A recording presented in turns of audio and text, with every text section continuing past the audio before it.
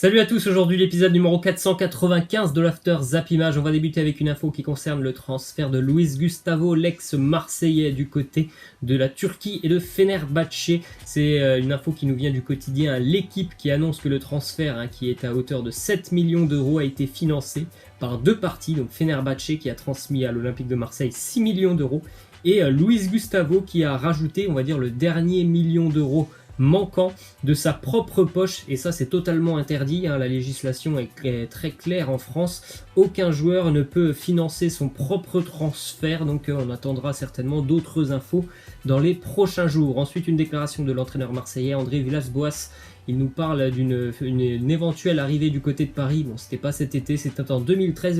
Il nous dit il n'y a pas eu le feeling entre moi et Leonardo. Alors j'ai pris mon téléphone et j'ai dit à Nasser que je ne viendrais pas. Il aurait pu faire partie de l'aventure parisienne il y a quelques années. C'était une piste pour le Paris Saint-Germain. Visiblement, ça ne s'est pas bien passé entre lui et Leonardo. Ensuite, une déclaration de Valentin Rongier qui nous dit « Je pense que l'Olympique de Marseille, si le coach me fait confiance et me donne l'opportunité d'évoluer sur le terrain, est le club qui me permettra peut-être un jour de titiller l'équipe de France. » En tout cas, il est évident qu'il aura certainement plus de chances d'être en équipe de France en évoluant du côté de l'Olympique de Marseille que du côté du FC Nantes.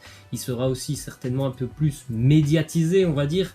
Et bien évidemment qu'il y a une exigence un peu plus importante du côté de Marseille, donc ses prestations vont être suivies à la loupe. Ensuite, une déclaration d'Anthony Lopez, le gardien lyonnais, qui nous dit « Je voulais signer un contrat longue durée, le club a compris mon message et c'est ce qui m'a permis de signer ce contrat qui me tenait à cœur.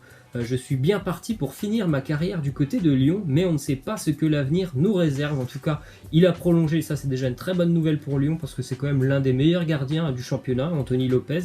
Donc c'est très bonne nouvelle pour Lyon. Il dit même qu'il est bien parti pour finir sa carrière du côté de l'Olympique lyonnais. Ensuite, une info du côté des Girondins de Bordeaux, Younous Sankaré qui a été mis à pied. L'international sénégalais n'a pas eu accès au parking ainsi qu'au vestiaire, donc il est mis à pied par rapport à de nombreux problèmes, on va dire, de comportement, parce que il a raté pas mal d'entraînements, il a été souvent absent sans prévenir bien évidemment son club. Ensuite, une déclaration de Joe Dagrosa, propriétaire des Girondins de Bordeaux, qui nous dit « Peut-être que notre communication aurait pu être meilleure. On a vraiment essayé d'attirer des grands noms, mais nous n'avons pas réussi à nous mettre d'accord. Il faut aussi respecter une forme de rigueur financière. » Donc ça fait suite un petit peu aux déclarations qu'on avait parlé hier. Mais il est vrai que du côté de Bordeaux, on a promis aux supporters, notamment au début du mercato, des grands noms. Ils ne sont pas arrivés.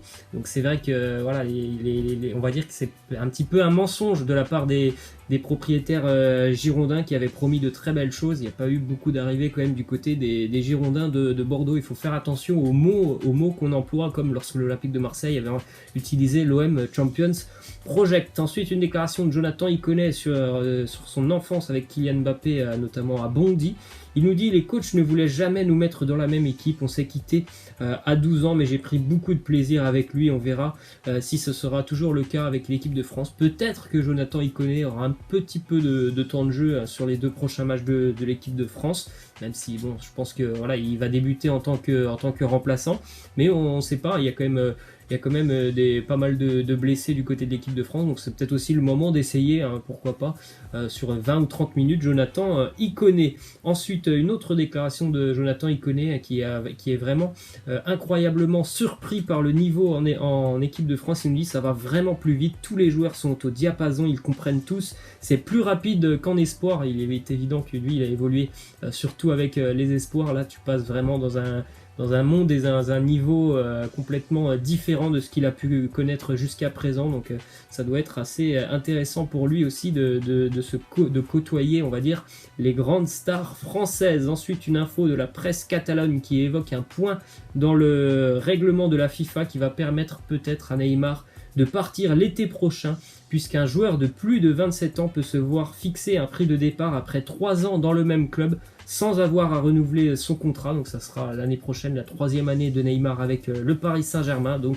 d'après ce règlement de la FIFA, Neymar pourra peut-être quitter le Paris Saint-Germain l'été prochain. Le prix est estimé à 170 millions d'euros. Donc bon, même s'il n'y avait pas eu ce point de règlement de la FIFA, je pense qu'on peut se douter que Neymar quand même ne continuera pas avec le Paris Saint-Germain dans un an. Bon, s'il est déjà pas bien cette année, je vois difficilement comment ça pourrait s'améliorer en un an, même si peut-être que le Paris Saint-Germain va beaucoup progresser en Ligue des Champions. Visiblement quand même, il est pas à l'aise du côté de Paris, il voulait retourner à Barcelone, donc peut-être que certainement même que Neymar quittera le PSG dans un an. Ensuite, une info justement qui concerne Neymar, hein, pour rappel, Neymar n'a participé à aucun match en Ligue 1 avec le Paris Saint-Germain, mais il pourrait connaître ses premières minutes de jeu ce samedi avec la sélection brésilienne face à la Colombie, et puis vraisemblablement que dans une semaine en Ligue 1, pardon, il sera de retour. On continue avec une info et une bonne nouvelle pour le Real Madrid. Ce matin, Eden Hazard a participé à l'entraînement collectif avec le groupe. Il a participé à une grande majorité de l'entraînement, même si à la fin il a quitté un petit peu prématurément l'entraînement parce que voilà, il manque un petit peu aussi de rythme, c'est évident. Il devrait bel et bien être présent le 14 septembre au Santiago Bernabéu pour affronter Levante. Ensuite, une déclaration de Benzema qui nous dit: le finisseur à Madrid, c'était Cristiano. Avec lui, j'avais un autre rôle, plus dans la construction, en mouvement, pour créer des espaces. Un numéro 9, ça ne doit pas forcément être un buteur. Pour moi, c'était lui le buteur, même s'il jouait sur le côté. Il a tout à fait raison, hein. On a vu que quand même Benzema maintenant c'est vraiment le buteur, on va dire, du Real Madrid. Lorsqu'il y avait Cristiano Ronaldo, c'était plutôt Ronaldo, et Benzema, on va dire, était un petit peu l'homme qui lui permettait de marquer des buts. Après, pour moi, vraiment le numéro 9 quand même doit plutôt se focaliser bien évidemment sur le but et marquer des buts. Après voilà, Benzema il a fait vraiment des choses exceptionnelles avec Cristiano Ronaldo, même si c'était lui le numéro 9, il apportait beaucoup à Ronaldo, notamment par ses déplacements. Ensuite, une déclaration d'Olivier Giroud qui nous dit: la Première Ligue est une compétition très longue et difficile, il y a beaucoup de matchs avec la Coupe de la Ligue, la FA Cup, la Champions League. Je ne me fais pas de soucis, il y aura pas mal de temps de jeu pour moi, il faudra rester en forme et être performant. Il est vrai que pour le moment il a tout connu depuis le début de saison avec les Blues. Il a connu la titularisation, il a connu le banc de touche et la rentrée en plein match. Et Olivier Giroud, il a aussi connu le banc de touche pendant tout un match face à Sheffield United.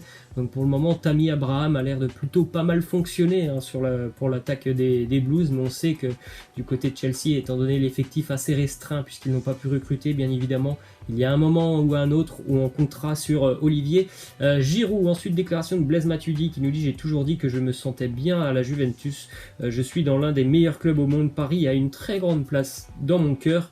J'ai réalisé un rêve d'enfant en jouant longtemps au Paris Saint-Germain. C'est quelqu'un vraiment qui n'a pas accordé de crédit à tout ce qu'on entendait dans la presse, hein, Blaise Matuidi. Il n'a pas parlé cet été, pourtant il y avait de nombreuses rumeurs autour de lui, mais voilà, moi j'en ai été persuadé qu'il allait continuer du côté de la Juventus Turin. C'est un homme clé du côté de la Juve, il a tellement prouvé depuis qu'il est arrivé que ça me semblait vraiment impensable d'imaginer que Maurizio Sarri ne compte pas sur lui cette saison. Ensuite, déclaration de Rachid Ghezal sur son nouveau coéquipier Franck Ribéry à la Fiorentina. Il nous dit: c'est un modèle pour nous les joueurs qui avons grandi en France. Comme nous, il est parti de rien, il jouait dans son quartier, il a réussi à percer avec beaucoup de travail et de détermination. Moi aussi, je trouve vraiment que Franck Ribéry a eu une carrière magnifique. Il a beaucoup travaillé pour en arriver là où il en est maintenant, par ce passage vraiment magnifique aussi du côté du Bayern Munich.